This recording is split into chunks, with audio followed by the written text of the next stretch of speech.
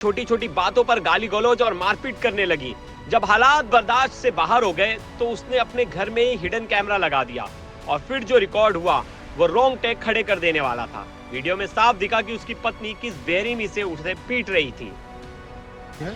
और मेरा स्थायी पता है अजयगढ़ जिला पन्ना मध्य प्रदेश और वर्तमान में मैं सतना में लोको पायलट पर कार्यरत हूँ और वहाँ पे मैं किराए के मकान में रहता हूँ। और मेरी पत्नी से मेरा थोड़ा विवाद है। विवाद में क्या है कि मेरी शादी 2023 25 जून को पत्नी हर्षिता रैकवार ललितपुर में हुई थी। वो भी बहुत गरीब घर से है। मैंने सोचा कि मैंने गरीब घर में शादी करूं। उनके पिता पेट्रोल पंप में काम करते हैं।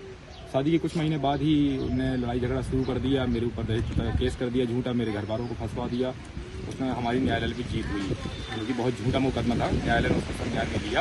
उसके बाद पत्नी लगातार 1 साल से मुझे प्रताड़ित करती रही, बहुत मारपीट की, मेरे दोस्तों से नहीं मिलने दिया, मेरे घर वालों को सपोर्ट नहीं करने दिया, मुझे घर नहीं जाने देती थी, मेरे दोस्तों से नहीं मिलने देती थी।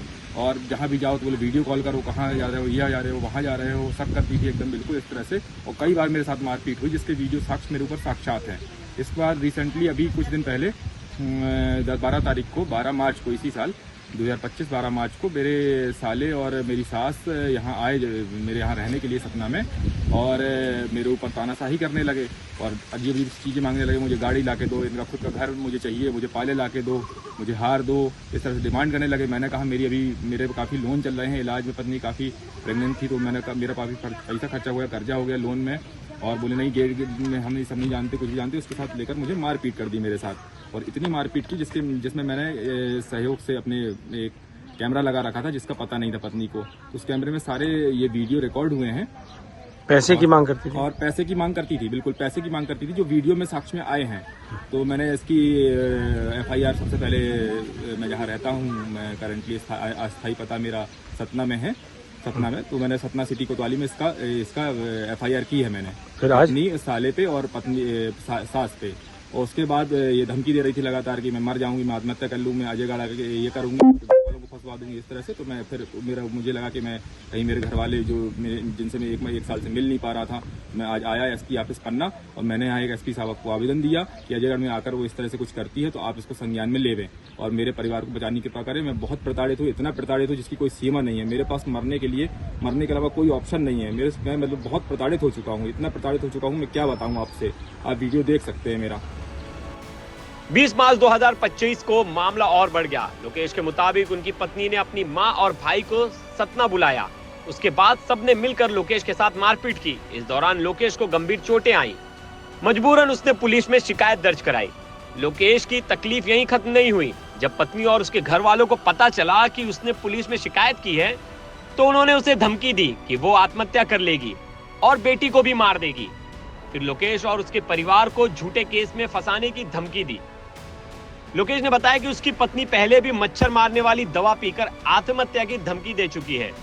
अब उसे डर है कि कहीं वो अपनी जान लेकर उसको और उसके परिवार को फंसा ना दे।